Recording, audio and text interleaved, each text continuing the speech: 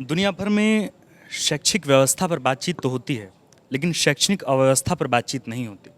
पर आज हम शैक्षिक अवस्था पर बात ना करके शैक्षिक व्यवस्था पर बात करेंगे। एक ऐसी व्यवस्था जो न सिर्फ गांव, गरान, जिला, जवार के लोगों को, वहाँ के बच्चों को, वहाँ के पढ़ने लिखने वाले लोगों को आकर्षित करता है, बल्कि देश भर के बच्चों को अपनी तरफ आकर्षित करता है। आकर्षित करने के पीछे की कहानी थोड़ी नायाब है, और नायाब इसलिए है क्योंकि नीट की तैयारी करने वाले, मेडिकल क्षेत्र में जाने वाले 80 बच्चों के लिए एक ऐसी संस्थान रांची में तैयार हो रही है जहां बच्चों को न सिर्फ पढ़ने के लिए बल्कि उनके रहने की सारी समुचित व्यवस्था भी की जा रही है। यानी जहाँ वे बच्चे ठहरेंगे, वहाँ से कॉलेज, वहाँ से इंस्टीट्यूट तक पहुँचने के लिए उनके ट्रांसपोर्टेशन का चार्ज फ्री रहेगा, उनके रेसिडेंस का चार्ज फ्री रहेगा, मतलब जहाँ वो रहेंगे जिस हॉस्टल में उनका चार्ज फ्री रहेगा, उनके एजुकेशन का पूरा चार्ज जो है वो संस्थान उठाएगी। क्या है संस्थान? संस्थान का नाम है झांस इंस्टीट्यूट। हम आज उनके एमडी से बात करेंगे। सर, आज हमारे साथ हैं अनीश हैदर जी हैं। एक अलग नायाब तरीका आपने खोज निकाला है। सुपर 30 हमने सुना था, जहाँ 30 बच्चों का सिलेक्शन होता है, उनके रहने की व्यवस्था होती है, उनके पढ़ाई लिखाई की व्यवस्था होती है। आपने तो 80 बच्चों का बेड़ा पार करने का सोच लिया है। कैसे हुआ और क्यों? सर देखिए, कोशिश कर रहे हैं कि 80 बच्चे को हम लोग पढ़ाएं। उसके पीछे दो रीज़न है। एक ये है कि हम चाहते थे कि बच्चे को अच्छा एजुकेशन दे, क्वालिटी ऑफ एजुकेशन दे। कोई पेपर में नहीं आना है, कोई पब्लिसिटी ना हो। टिल डेट तक आज पहला कॉन्फ्रेंस है कर रहे हैं, क्योंकि अब मुझे डोर टू डोर जाके बच्चे को खोजना है। तो उसमें हम लोग, हमारे पास 2 क्लासेस जहाँ से चालू कर रहे हैं, तो उस क्लास में, एक क्लास में मैं 20 बच्चे रखूँगा, 2 क्लास में 40 बच्चे हो गए, 2 शिफ्ट में काम होगा, तो 80 बच्चे का वो पक्का रेशियो हो गया हमारे पास।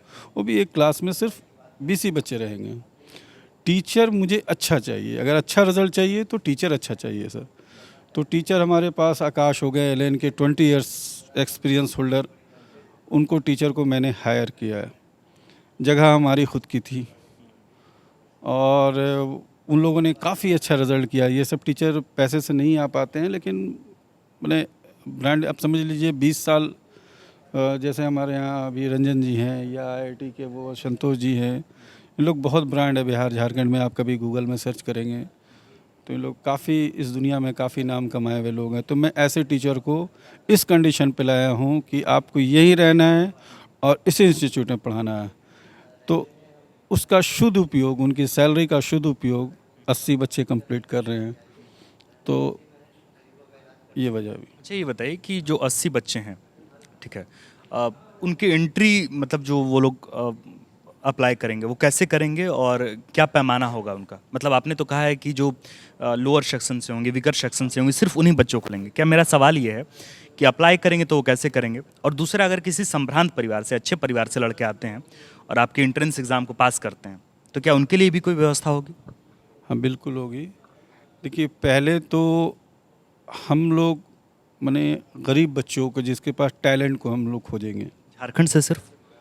कोई ज़रूरी नहीं है, अगर कोई बाहर से भी आ गए, लेकिन मोस्टली झारखंड में ही हम लोग उसको ऐड करेंगे। तो उम्मीद करते हैं 80% 90% झारखंड के ही बच्चे होंगे, और एक आध दो आ गए बाहर से तो उसके लिए भी वेलकम है।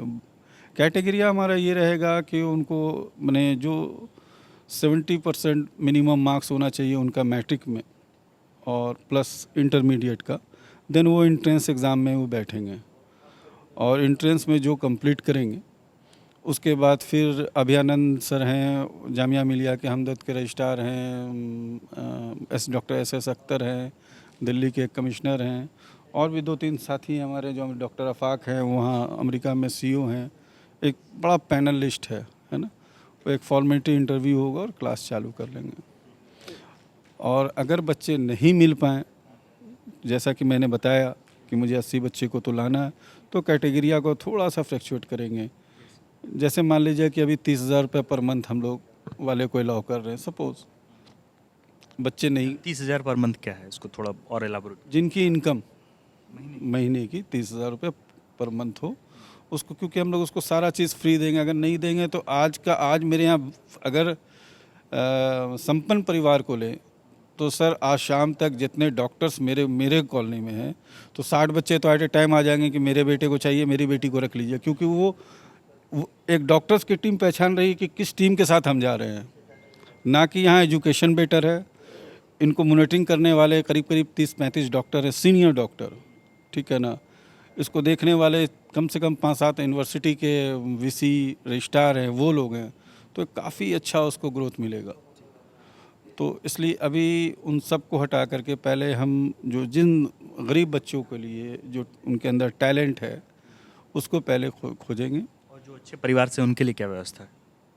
अभी उसके लिए हम लोग सोचा नहीं है, क्योंकि उनके लिए तो एलेन है, आकाश है, बहुत से नामी बिरामी हैं, वो पैसा दे करके कर सकते हैं, पर सोचा नहीं है अभी। मेरा एक आखिरी सवाल आपसे है कि कई बार ऐसा होता है तमाम शैक्षणिक संस्थानों पर, विश्व स्तरीय शैक्षणिक संस्थानों पर दाग लगते हैं कि फंडिंग किसी पॉलिटिकल पार्टीज से है, फंडिंग किसी दूसरी जगह से, किसी विदेश से फंडिंग है और उसका कोई ब्यौरा नहीं है।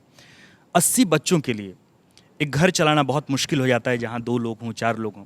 आपने 80 बच्चों का बेड़ा उठाया है, कहाँ से है ये फंडिंग? लोग जानना चाहेंगे और सवाल भी करेंगे।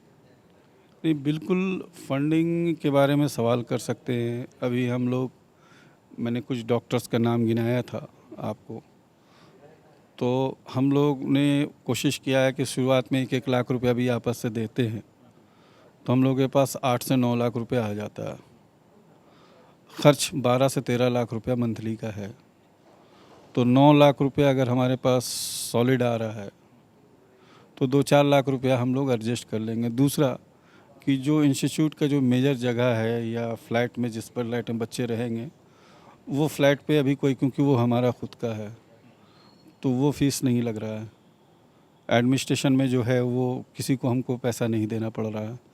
टीचर को सिर्फ हम लोग को पैसा देना पड़ा है। नो डाउट टीचर की सैलरी बहुत ज़्यादा है, कोई भी टीचर 30 लाख 35 लाख से नीचे का नहीं है, तो वो कॉस्टली है, लेकिन इतना भी कॉस्टली नहीं है जिसको अफोर्ड नहीं किया जाए। 10 आदमी मिलकर कर करके फिर आप हैं, समाज है, सरकार है, उनकी नज़र में जाएगी, एक मैसेज अच्छा चला जाएगा, तो ऊपर वाले की ज़ात से उम्मीद है कि वो भी आसान हो जाएगा।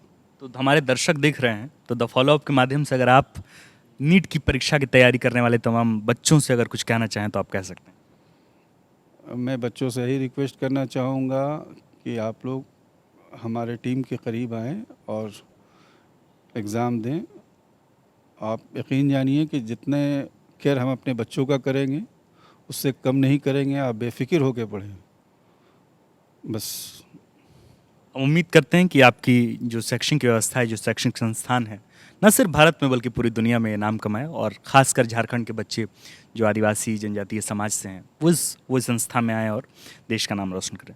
बहुत बहुत शुक्रिया आपका हमारे साथ जुड़ने के लिए, बहुत शुक्रिया और बहुत बधाई भी आप। विवेकानंद विद्या मंदिर स्कूल एक CBSE affiliated English medium coed school है।